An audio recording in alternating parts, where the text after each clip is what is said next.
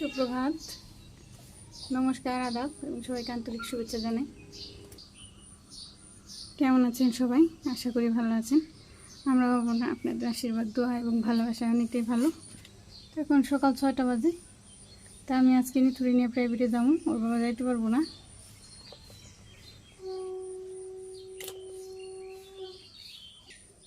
পূর্ণ সকালবেলায় উঠে বসতে, সকাল সকাল। আজকে আকাশটা অনেকটাই মেঘলা, বৃষ্টি নামবো এরকম একটা ভাব। তো ওরে নিয়ে নিতুরি নিয়ে পূর্ণ নিয়ে যে আমি ভালোভাবে আসতে পারলে ভালো। অনেকটাই মেঘ, আর একটু পরে যাবো। তো পূর্ণ রেডি করুম, এখন আমি রেডি হম, তারপরে যাবো। এই যে পূর্ণ রেডি, আমরাও রেডি, এখন যাবো। এখানে বাইরে এসে খুব ভালো লাগতেছে, আর দৌড়াদৌড়ি করতেছে। কুলে আসবে এখন। নিতুরি আমি প্রাইভেট পড়াইতে নিয়ে আসলাম, যে এখানে দাঁড়িয়ে রয়েছি। এদিকে আবার এই যে ধান কাটা লাগছে, ধান কাটছে, এই যে ধানের আটিগুলো বেরোইতেছি।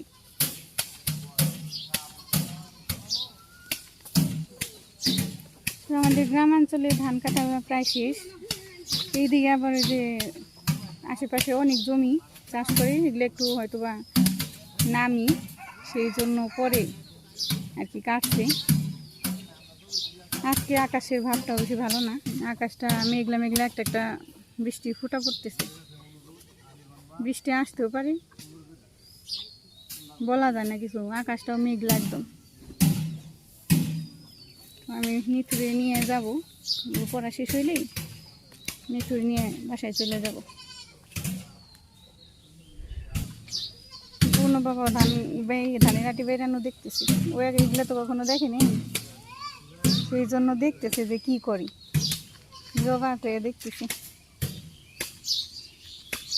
কি করে বাবা। হ্যাঁ, ধান বেরাইতেছি, চোখে পলক দিতেছে না।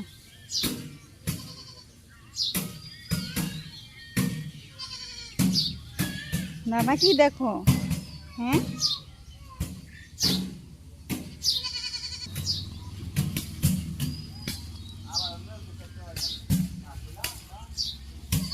বাবা ঘড়ি হাতে দিচ্ছে, নতুন ঘড়ি। জি, দেখি বাবা ঘড়ি, দেখি, দেখাও দেখাও দেখাও। এই যে ঘড়ি কিনে দিছি কালকে, এইটা পেয়ে খুশি। নিতুর ঘড়ি দেখে এই করবো, হাতে দিব, ওগুলো শুধু এই করবো। সেই জন্য আমি কালকে বাজারে গেছিলাম, একটা ঘড়ি কিনে দিছি। ঘড়ি পেয়ে কত খুশি, হাতে দিছি, হাতে রাখছি। এটা খুলতেছি না, কালকে উপরে গেছিলাম, খুলে নিয়ে আজকেও।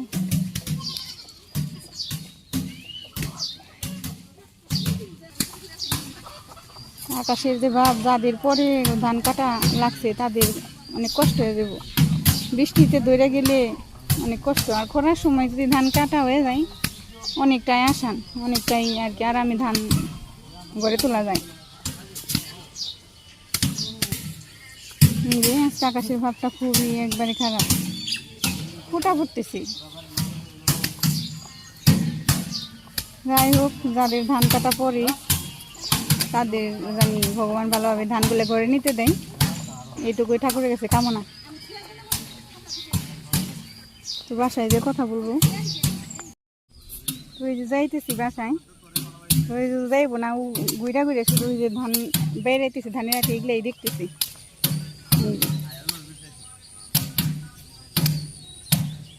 গতবার তো খুব ছোটো ছিল, এগুলাও দেখেনি, এইবার এই যে দেখে অবাক হয়ে গেছি যেগুলা কি করি।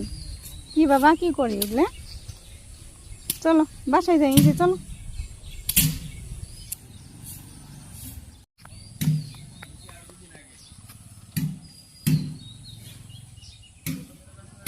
চলো বাবা।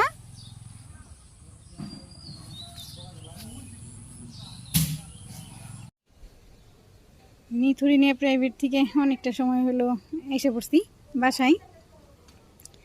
তো এখন কাপড় চোপড় নিয়ে আমি ছাদে আসছি, কিছু কাপড় ধুয়ে দিছি, ঘরের কাজ সারলাম, পুনরে খিচুড়ি রান্না করে খাওয়াইলাম, ঘর মুছলাম, রান্নাঘর সারলাম, মানে টুকিটাকি অনেক কিছু করছি, রান্নার জিনিসপত্র সব কিছু গুছাইছি।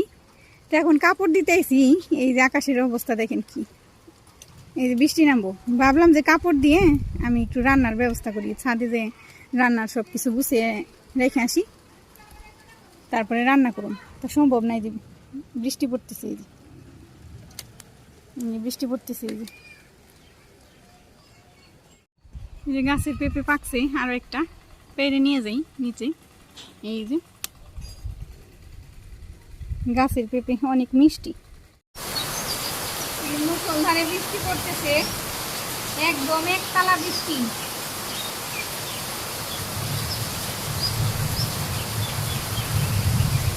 বাতাসও আছে, অনেক বৃষ্টি হইতেছে।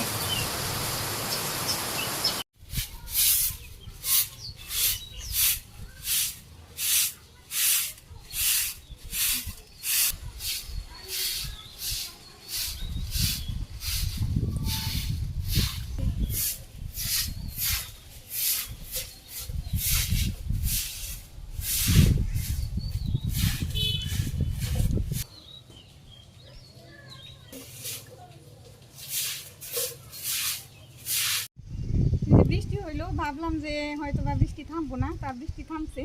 ছাদে এসে যে ছাদটা ঝাড়ু দিলাম, পাতায় আটকে গেছিলো, তো জল টল বন্ধ হয়ে গেছিলো যাওয়া।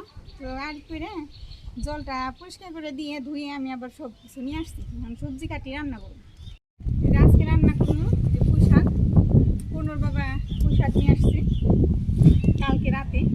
পুঁই শাক রান্না করবো, আর যে সোয়াবিন আছে, সোয়াবিন আলু দিয়ে তরকারি রান্না করবো, আর আম টমেটো এগুলো দিয়ে একটু টক রান্না করবো।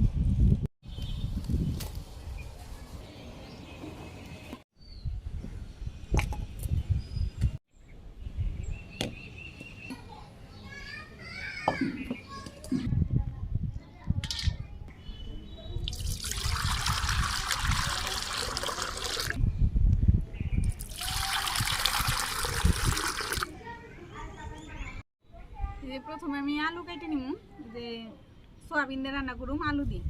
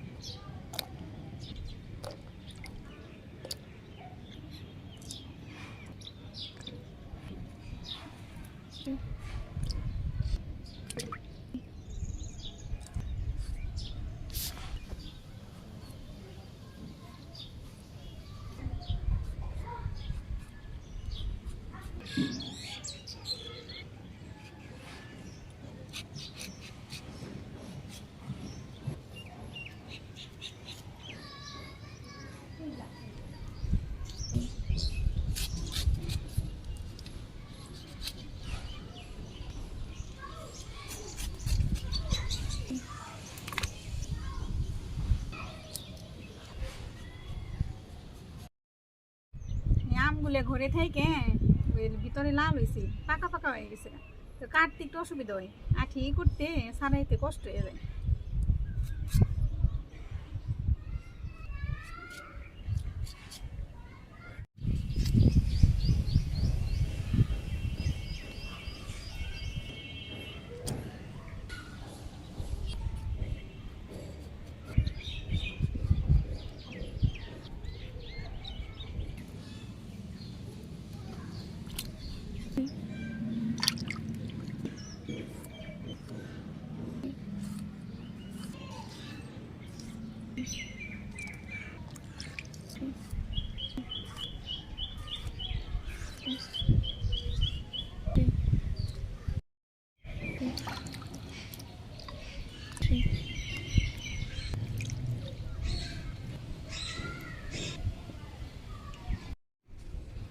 শাকগুলো কেটে নিয়ে এখন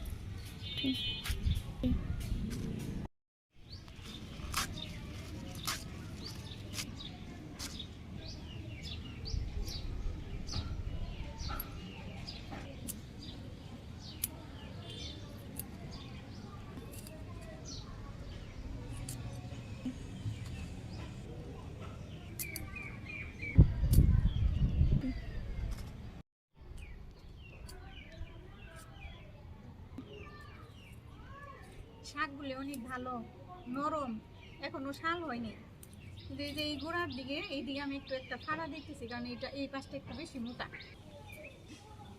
মোটা তো এই যে এখানে আমি একটা করে এই যে ফালা দিয়ে নিতেছি।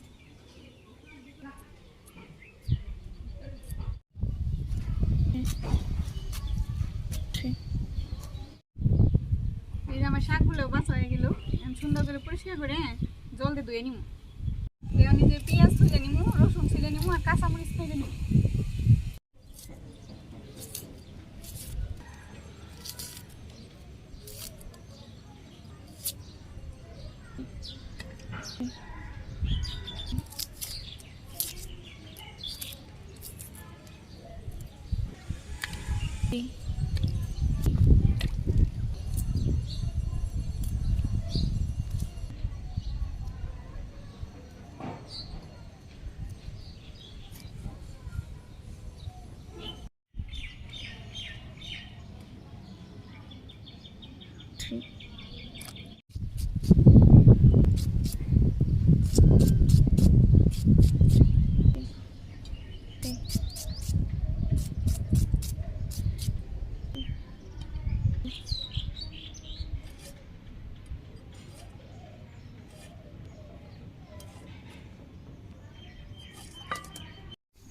সব কিছু কাটা হয়েছে, শাকগুলো ধুয়ে নিছি।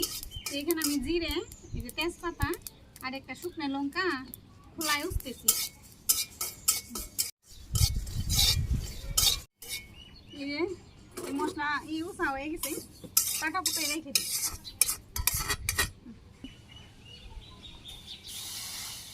কড়াইতে অল্প জল দিয়ে দিলাম, আর সোয়াবিনগুলো দিয়ে দিয়েছি একটু হালকা সিদ্ধ করে নিই।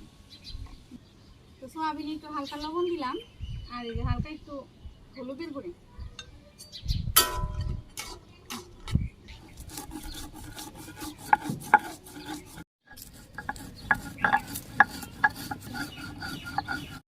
এখানে আমি জিরার মশলাটা আমি বেটে আদা ভাঙ্গা করে রাখছি। এখানে গরম মশলা আছে, আদা আছে, ধনিয়া আছে। এখন আমি কিছু পেঁয়াজ বাটুম আর রসুন টুক বাটুম।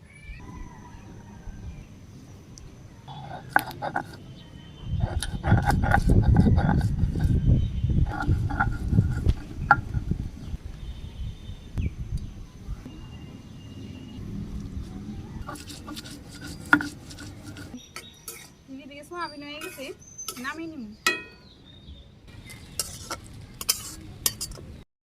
এই শাকগুলো আমি আগে রান্না করে নিব। শাক আগে একটু ভাপ দিয়ে নিই লবণ দিয়ে।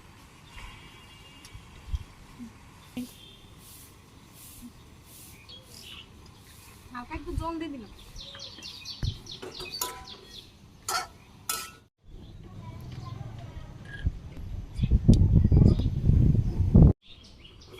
পুঁই শাকগুলো সিদ্ধ করা হয়ে গেছে। সিদ্ধ হইতে হইতে আমি যে সোয়াবিনগুলো সুন্দর করে পরিষ্কার করে দিয়েছি, পেয়ে নিছি, মশলাগুলো বাটা হয়ে গেছে। শাকটা নামিয়ে নিই।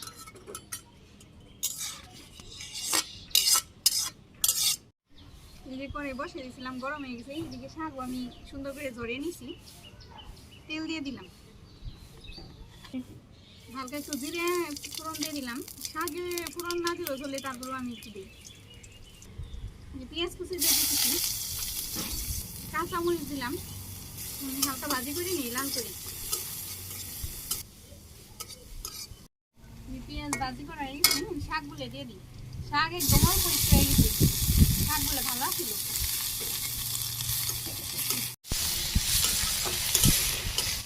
শাকে সামান্য একটু লবণ দিয়ে দিই, ভাত দেওয়ার সময় দিয়েছিলাম লবণ অল্প দিচ্ছি।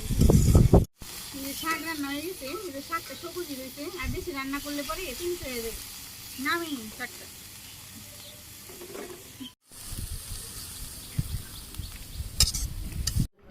কড়াই দুই আবার বসিয়ে দিছি।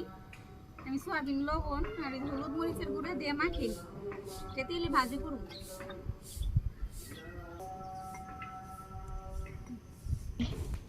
তেল দিয়ে দিলাম, পরে গরম হয়ে গেছে। তেল গরম হয়ে গেছে, সয়াবিন গুলো দিয়ে দিলাম, ভাজি করে নিই। সয়াবিন ভাজি করে গেছে, নামিয়ে নিই।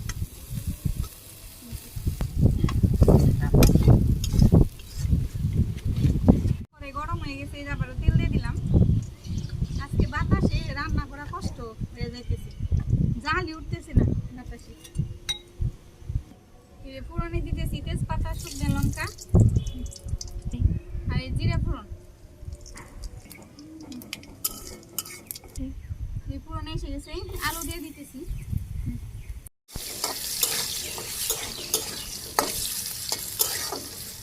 এখানে আমি যে লবণ আর হলুদ দিয়ে হালকা ভাজি করে নিছি। এখন এই যে পেঁয়াজ কুচি আর এই যে কাঁচামরিচ দিয়ে দিতেছি। আর এখানে যে আদা বাটা আছে, এই যে পেঁয়াজ বাটা, রসুন বাটা, আর এখানে আদা বাটা আছে, দিয়ে দিলাম। এই মশলা দিয়ে আলুটাকে সুন্দর করে কষানো।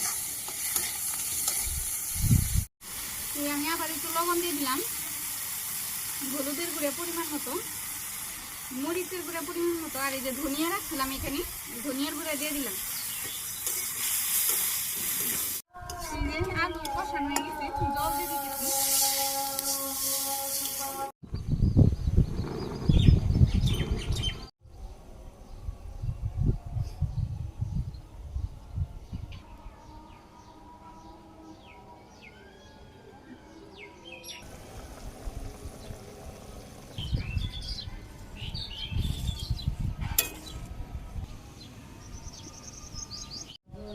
আলু সিদ্ধ হয়ে গেছে, তরকারি প্রায় শেষের দিকে, সয়াবিনগুলো দিয়ে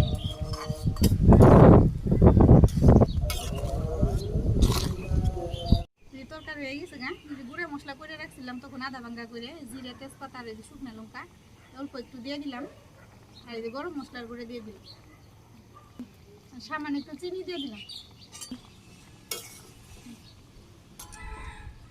তরকারি নামিয়ে নিই।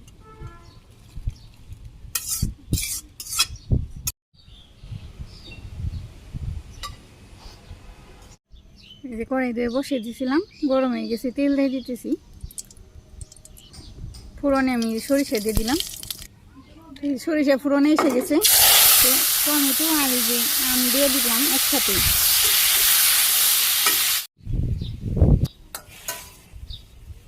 এই পরিমাণ মতো লবণ দিতেছি, হলুদের গুঁড়ে, মরিচের গুঁড়ে এখন একটু কষিয়ে নিই। টমেটো আম কষানো হয়ে গেছে, চিনি দিয়ে দিতেছি। চিনি দিলে টমেটো তাড়াতাড়ি গলে যায়। আম আর টমেটো অনেকটাই গলে গেছে, অল্প একটু জল দিয়ে দিব, জাল হয়ে সিদ্ধ হয়ে দিতে। চুলা অফ করে দিলাম, নামিয়ে নিই।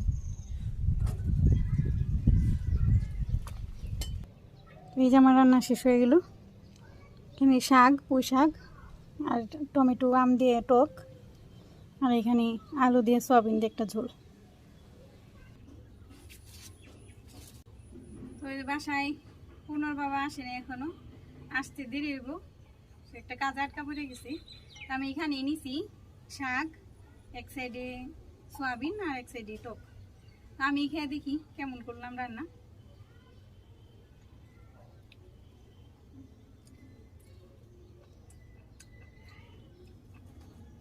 পুঁই শাকটা অনেক স্বাদ,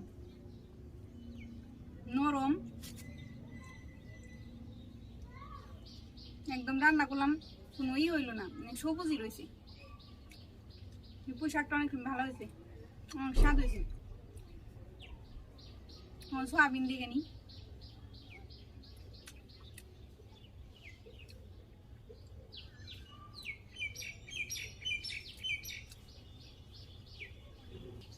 সোয়াবিনের তরকারিটা অনেক স্বাদ হয়েছে, মনে হচ্ছে যে মাংসের তরকারি। এক সাইডে টক নিছি, টমেটো,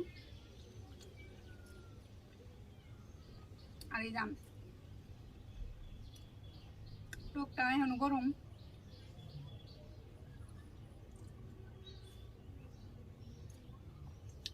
টকও ভালো হয়েছে, আজকের রান্না অনেক ভালো হয়েছে। আপনাদের রান্না কেমন লাগলো কমেন্টে জানাবেন। যদি ভালো লাগে একটা লাইক দিয়ে যাবেন, কমেন্ট করতে ভুলবেন না। যদি ভালো লাগে ভিডিও সাবস্ক্রাইব করে দেবেন। ভিডিও এতটুকুই। সবাই ভালো থাকবেন, সুস্থ থাকবেন, আমাদের পাশে থাকবেন। সবার সুস্বাস্থ্য কামনা করি। সবাই সুস্থ থাকুন, ভালো থাকুন, সাবধানে থাকুন, আমাদের পাশে থাকুন। আজকের মতো বিদায়, নমস্কার, আদাব।